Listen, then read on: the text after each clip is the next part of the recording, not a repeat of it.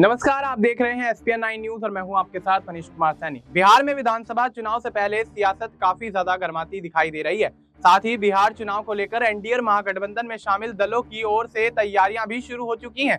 NDA से अलग थलग हुए पूर्व केंद्रीय मंत्री पशुपति पारस की राष्ट्रीय लोक जनशक्ति पार्टी भी अब एक्शन मोड में नजर आ रही है।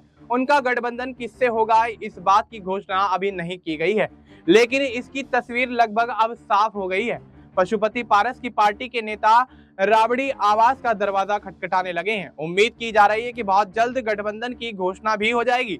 बीते सोमवार की शाम आरएलजेपी के राष्ट्रीय प्रवक्ता श्रवण अग्रवाल ने राबड़ी आवास जाकर आरजेडी के राष्ट्रीय अध्यक्ष लालू प्रसाद यादव से मुलाकात की। मुलाकात के बाद श्रवण अग्रवाल ने एक इंटरव्यू के दौरान, एक बातचीत के दौरान ये एक लाइन में कहा कि वे होली की शुभकामनाएं देने के लिए गए थे, क्योंकि लालू उनके आदर्श रहे हैं। श्रवण अग्रवाल ने कहा कि वे खगड़िया में पहले भी उनकी पार्टी के सिपाही रह चुके हैं, इसलिए उनका आशीर्वाद लेने के लिए गए थे।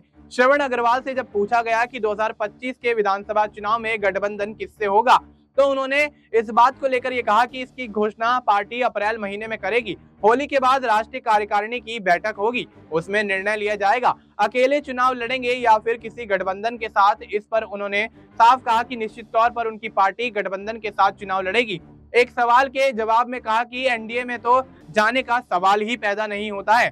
श्रवण अग्रवाल ने कहा कि नीतीश सरकार से अब जनता को निजात दिलाना है।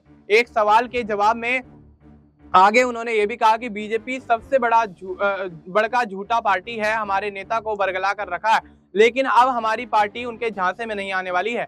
हम लोग 2025 में सभी 243 सीटों पर तैयारियां कर रहे हैं। अंत में उन्होंने ये भी कहा कि गठबंधन में जितनी भी सीट मिलेंगी उसके बाद अन्य सभी सीटों पर हम गठबंधन के प्रत्याशियों को जिताने का काम करेंगे। चिराग पासवान पर हमला बोलते हुए श्रवण अग्रवाल ने कहा कि पासवान टाइटल लगाने से कोई दलित का नेता नहीं होता है। अगर लोकसभा चुनाव में हमारी पार्टी को 5 सीट एनडीए से मिलती तो सभी 40 सीटों पर जीत होती।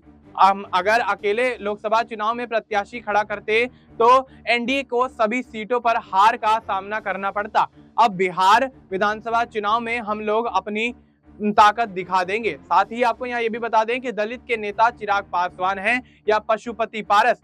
अब ऐसे में इस मामले को लेकर बिहार के अंदर सियासत गरमाती हुई नजर आ रही है और देखा जा रहा है कि किस तरह से बिहार के अंदर विधानसभा चुनाव को लेकर अभी से ही तमाम राजनीतिक पार्टियों ने तैयारियां शुरू कर दी हैं। पशुपति पारस को लेकर एनडीए में लगातार पेच फंसता हुआ नजर आया है, क्योंकि पशुपति पारस कुछ समय पहले बिहार के अंदर एनडीए से अलग होकर सभी 243 सीटों पर चुनाव लड़ने का ऐलान कर चुके हैं। लेकिन अब देखना यही होगा कि क्या आरजेडी के साथ, महागठबंधन के साथ चुनाव लड़ते हुए नजर आएंगे या फिर अकेले के दम पर बिहार के विधानसभा चुनाव में पशुपति पारस चुनावी ताल ठोकते हुए दिखाई देंगे। फिलहाल आपको इस मुद्दे पर क्या कुछ लगता है, आप अपनी राय हमें कमेंट करके बता सकते हैं। बाकी देश और दुनिया से जुड़ी तमाम जानकारी के लिए आप देखते रहिए एसपीएन 9 न्यूज।